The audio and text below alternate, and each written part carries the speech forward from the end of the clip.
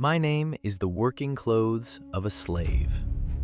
Linen fabric, straight cut, fourth shelf on the left. Today, they took me out. The first day. Honestly, I was glad. The market, noon.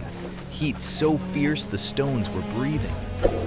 They were brought in as a batch, about 12 people, hands bound, eyes to the ground, each one thinking his own thoughts, and not one of those thoughts was warm. Suddenly, the dust rose. A chariot. It stopped sharply, like the crack of a whip. A tall man jumped down. The bronze on his wrists caught the sun, an Egyptian. His face was stone. His eyes did not look, they assessed, the way a butcher looks at carcasses. His gaze slid along the row of obedient backs and stopped on one. On this one, with the stubborn back of his head, a boy. The buyer did not haggle. One gesture of his hand, and the purse of silver at once passed to the trader. The guard shoved the boy forward roughly and thrust me into his hands. "Put it on." I settled over his shoulders. Coarse linen touched a back beaten raw. Beneath the fabric, I felt his heart pounding, fast, anxious, but steady. He was alive, too alive for a slave. From that day on, I became his second skin, his silent witness. Potiphar's house was not a house, but a city. The stone walls hummed with voices and orders, and in that hum, we were lost. "Hey, Hebrew, move." The words were dry clods of dirt. We ran, buckets biting into his palms. I grew damp in the scorching wind, absorbing his sweat, splattered with grease in the kitchen, smeared with soil in the garden. We were nobody. Behind his back, poisonous whispers, but my Joseph was silent. In the stable, he shoveled manure. In the storeroom, he counted sacks. His fingers flew over accounting tablets.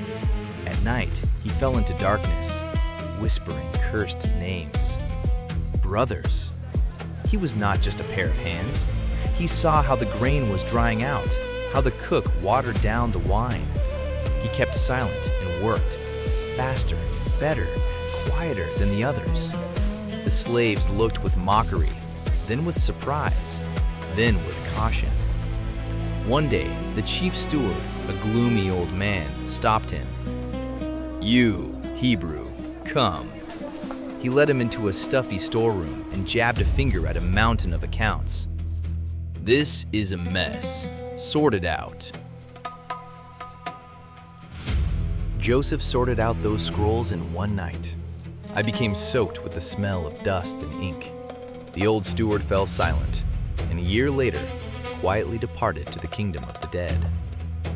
Potiphar, without blinking, put my Joseph in his place. 4 years, 4 harvests in the fields of the Nile, and I no longer remembered what the dirt of the stables was like. Now I was the cloth that made decisions, the cloth people listened to. We stood over the plan for a new granary. The stonemasons waited for his word. A servant ran in, pale, his hands shaking. There is trouble. The gardener, he..." We rushed to the garden. The old gardener lay on the ground, clutching his chest. Beside him was a broken pot with a rare flower brought for the mistress. The servants crowded together, whispering. Someone had already run to call Potiphar's wife. It was her favorite flower. Joseph knelt beside the old man. "Breathe, slowly." He turned to the frightened assistant boy.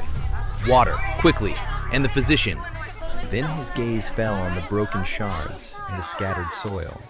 He saw a footprint, small, childlike, the sandal print of Potiphar's son. The boy often played here. One careless strike with a stick, the old man saw it and clutched his heart, and the blame would be hung on him. The servants parted like water before a boat. Potiphar's wife floated through the crowd.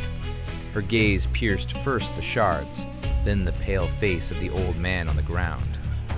Not a single muscle moved on her face. The cold silk of her dress froze beside the scattered soil. "Who did this?" Her voice was thin ice, ready to crack and cut. The servant shrank back. Joseph raised his head. His hand still lay on the gardener's shoulder, calming him. He stood, shielding the old man with his body. "It was an accident, mistress." He stumbled. He did not look at the footprint, but everyone knew he saw it. The silence rang. She moved her gaze from the broken flower to Joseph. Her eyes slid over his hands, stained with soil, over his face, over me. She looked for a long time, and in that gaze there was no longer any flower, no old man, only him. "Take him to the infirmary and clean this up." She turned and left, leaving behind the scent of lotus and fear. But as she left, she looked back, one more time, only at him. That look of hers was not just a look. It became a hook, catching on the calm of the entire house. The cat had found the mouse. The game began. The next day, she demanded fresh figs for lunch. "But, mistress, the fig season is over. The nearest caravan from Phoenicia will arrive in a week." Joseph spoke calmly, but I felt his shoulders tense. "You are a slave brought by caravan. Surely you can solve such a simple task for your mistress." Her voice rang with sweet poison. Joseph had to send 2 men to the market. They returned with nothing, having lost half a day. Then, her favorite ivory comb disappeared. The whole women's house was turned upside down. The maidservants were searched, questioned. One girl was already sobbing in the corner. Potiphar's wife sat in her chambers, calm as the Nile in a drought, and waited. Waited for him. Joseph entered. "It is not here, mistress. We searched everything." "Strange. I was sure I left it on the small table when you brought the grain reports last evening." She stared without blinking. The trap snapped shut. Without accusing him, she painted the picture: a slave, a missing object, a room. And then Potiphar left. His chariot had not yet disappeared into the cloud of dust when the air in the house had already changed. It became thick, charged, like before a storm. The cat was left alone. Now she called him 10 times a day. "Joseph, the dates in my bowl are too dry." He brought fresh ones. She took one, touching his fingers with hers, for a long time. "Joseph, the curtains let in too much sun. Adjust them." He approached the window, and she stood behind him, so close that I felt the warmth of her body. Her breath tickled his neck. The servants saw everything. Sticky curiosity froze in their eyes. Behind his back, whispers. "Look at that. Our Hebrew is climbing high. He is only playing hard to get. It all happened long ago." They looked away when Joseph passed by. He was alone, completely alone, among dozens of people in the house he managed. Every step he took down the corridor echoed hollowly in the silence that had fallen. One afternoon, she waited for him in an almost empty hall where the wines were stored. Light fell in narrow strips through the cracks in the ceiling, pulling her silhouette out of the half-darkness. She was alone. "I want to taste that wine from the north. You know the one." He went deeper into the storeroom, toward the far shelves. She slowly followed him. "Enough, Joseph. I am tired of this game." He froze, his back to her. "Lie with me." Her voice became low, commanding. He turned around, slowly. "I cannot do such evil and sin against God." Her face twisted. It was not disappointment. It was the fury of a humiliated queen. She stepped forward and seized me with both hands. Her grip was iron. Her nails dug into the cloth. "You will be mine!" He jerked backward, trying to break free. The fabric crackled.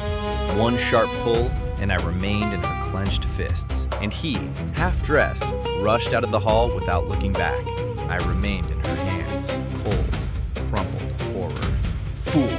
Stupid boy! He had ruined everything. His whole short, hard-won life. Who had taught him how to deal with women like this? No one. He simply ran, leaving me to be torn apart. She looked at her empty hands, then at me, gripped in her fist, thinking. And then she screamed. It was not a scream of pain or fear. It was a roar, a summons, an alarm signal, as if she were tearing invisible garments of grief and humiliation upon herself. The servants came running from every side. Their frightened faces filled the doorway. She saw them, saw her audience. The performance began. Look! Her voice trembled with anger that was almost real. She threw up her hand, showing me as proof, as irrefutable evidence. This Hebrew slave, whom we brought into the house, came to mock me. He wanted to lie with me. The crowd gasped. She flung me onto the floor like a snakeskin. I lay on the cold stone, a helpless, dirty witness to a lie. The servants looked at me.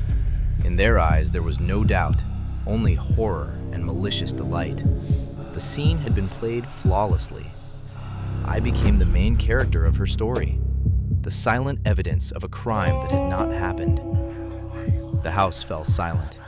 Thick, poisonous whispers soaked into the walls. No one spoke loudly. Everyone waited for the master. I had turned from clothing into a weapon, patiently waiting for its hour. A trembling exhale passed through the house. Potiphar had returned. "What is this?" Potiphar asked quietly. "This," she began, and her voice trembled with righteous anger, "is what remained in my hands when your faithful slave tried to dishonor me." Joseph was brought in. It was the last time I saw him. Potiphar moved his gaze from his wife's face to Joseph's face, and then to me, lying between them. He was no fool. For 4 years, Joseph had managed his house, increasing wealth and order. And now this? Because of a whim? But the word of a wife against the word of a foreign slave. There was no choice. The honor of the house was all that mattered. "To the prison with him," Potiphar exhaled, not looking at Joseph. Briefly. Finally. The guards seized my boy. As they dragged him past, I remembered how, in fragments and very rarely, he had told the story of another garment. Beautiful, multicolored, given by his father. That garment had brought him his brother's hatred and slavery. And I, his gray working robe, brought him prison. Cursed boy. It was always because of clothing that he suffered. They led him away. The door slammed shut behind him. Silence settled over the hall. Potiphar's wife straightened, and the shadow of a smile flickered on her lips. The colorful tunic had made him a slave. My coarse linen, soaked with his sweat, had made him a prisoner. This boy had catastrophically bad luck with his wardrobe. He had fallen to the very bottom again, stripped of everything. And yet, for some reason, I was not afraid for him. If his father's luxurious gift had led him into Potiphar's house, and I, a filthy robe, had sent him into Pharaoh's prison, then I was very curious to see what they would dress him in next.